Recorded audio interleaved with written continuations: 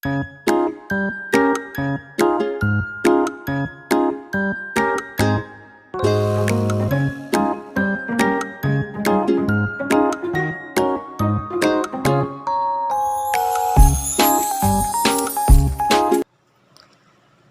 adik-adik, selamat datang di channel Iji Course.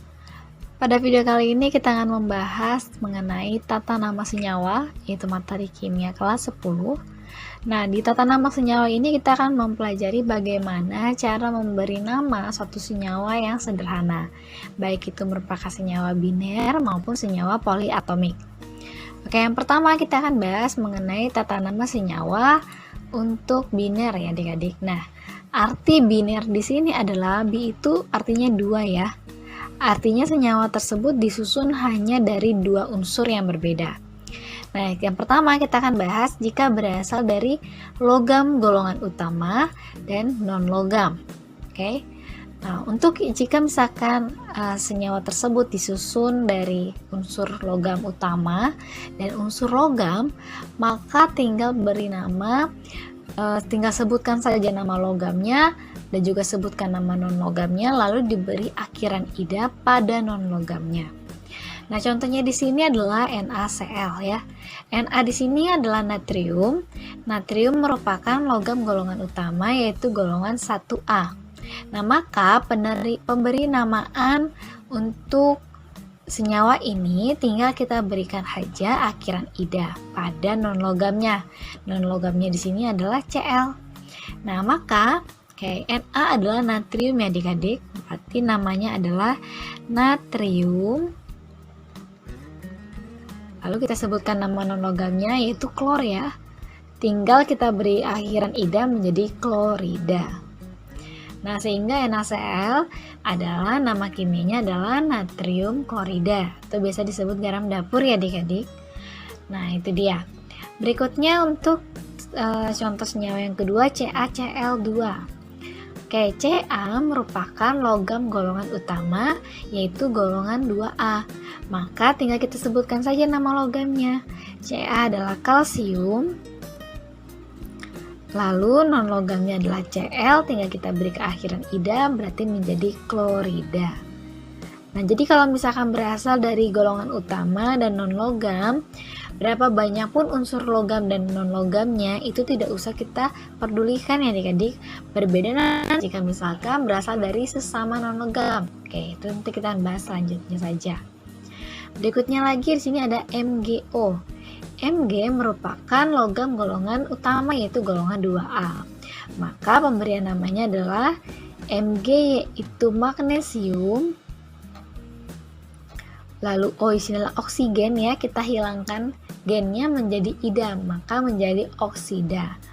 Magnesium oksida. Oke, berikutnya Mg3N2. Mg sama seperti tadi ya, itu golongan utama, maka kita beri nama magnesium. Oke, N atau nitrogen di sini sebagai non-logam. Nah, kita hilangkan gennya, kita tambahkan akhiran ida menjadi nitrida, magnesium nitrida. Oke, berikutnya di sini ada LiH. Nah, Li di sini adalah logam golongan utama. Nah, H di sini, Kak, H ini bukannya golongan 1A ya? Iya, tapi dia sebenarnya adalah non-logam ya adik-adik. Hidrogen bukan logam. Maka pemberian namanya menjadi litium. Oke, hidrogen kita hilangkan gennya, kita ganti menjadi ida, menjadi litium hidrida. Oke, yang terakhir ada BaF2.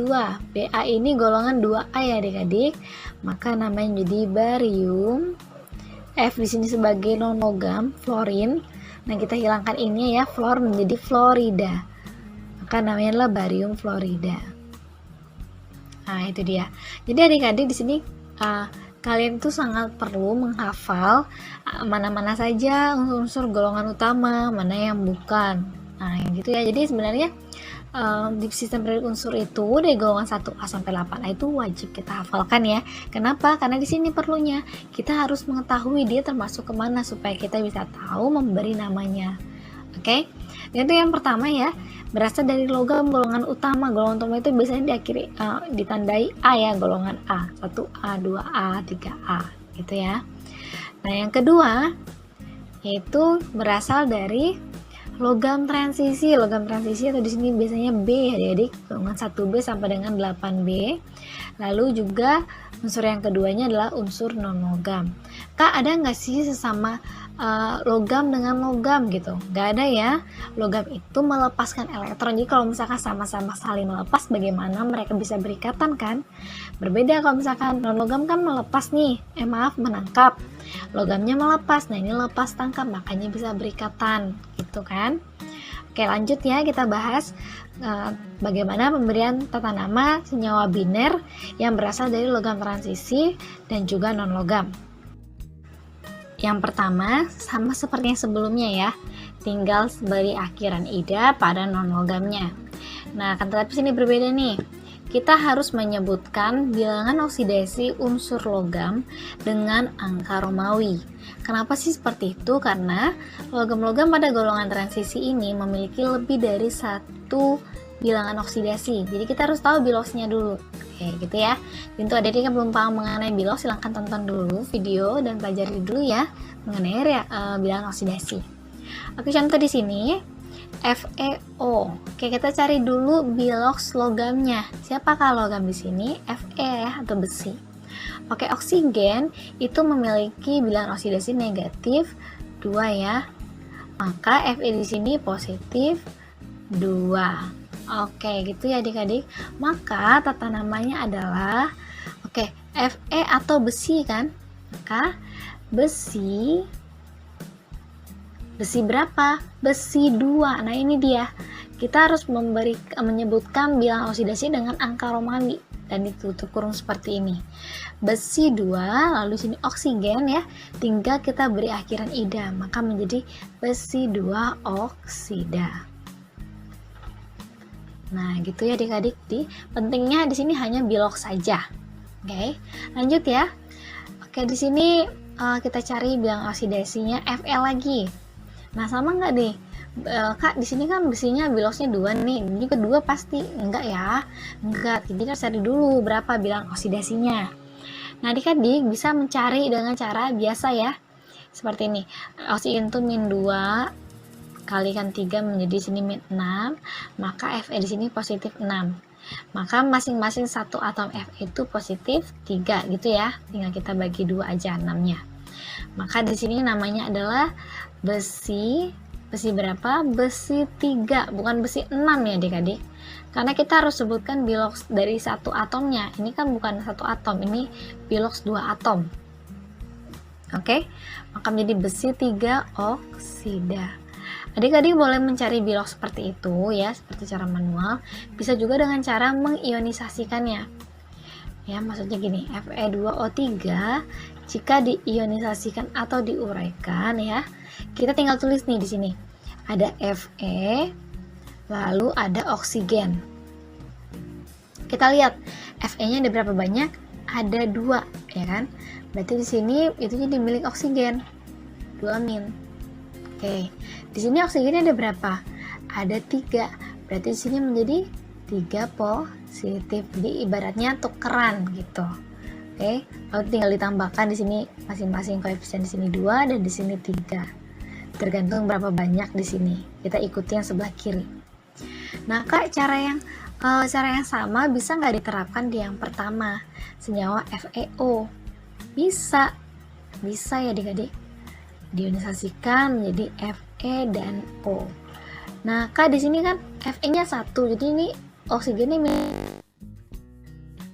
itu muatannya itu pasti min 2 ya. Maka karena di sini min 2, nah maksud saya seperti ini. Di sini kan nggak kelihatan nih ada angka 2 kan, berarti jumlah mereka sama. Berarti sini 2 positif. Nah, gitu. Jadi karena jumlahnya sama, itu sama-sama 2, maka di sini hilang, seolah-olah menjadi 1. Jadi dia harus hafalkan bahwa muatan dari si oksigen itu min 2 atau bilos dari si oksigen itu min 2. Nah, itu dia kan. Oke, contohnya lagi nih CuCl. kita ionisasikan nih jadi Cu dan Cl. Nah adik-adik, kita harus tahu muatan dari Cl-nya. Cl itu muatannya pasti min 1. Nah karena sini min 1 berarti ini Cu-nya positif 1.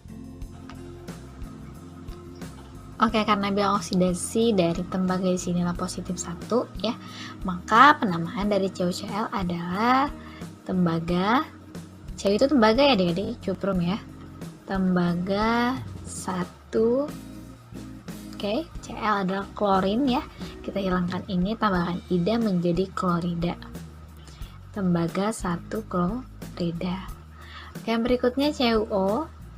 Oke, kita cari menggunakan cara biasa saja ya. Oksigen sini min 2, Cu di sini positif 2. Oke, maka namanya adalah tembaga. Berapa bilangan tembaganya? Positif 2 ya, maka tembaga 2. Oke, oksigen kita akhiri ida menjadi oksida. Yang terakhir adalah SnCl4. Oke, Cl sini bilosnya min 1 kali 4 menjadi min 4, maka Sn di sini adalah positif 4. Sn itu adalah stannum. Stannum bahasa Indonesia adalah timah. Maka namanya adalah timah 4.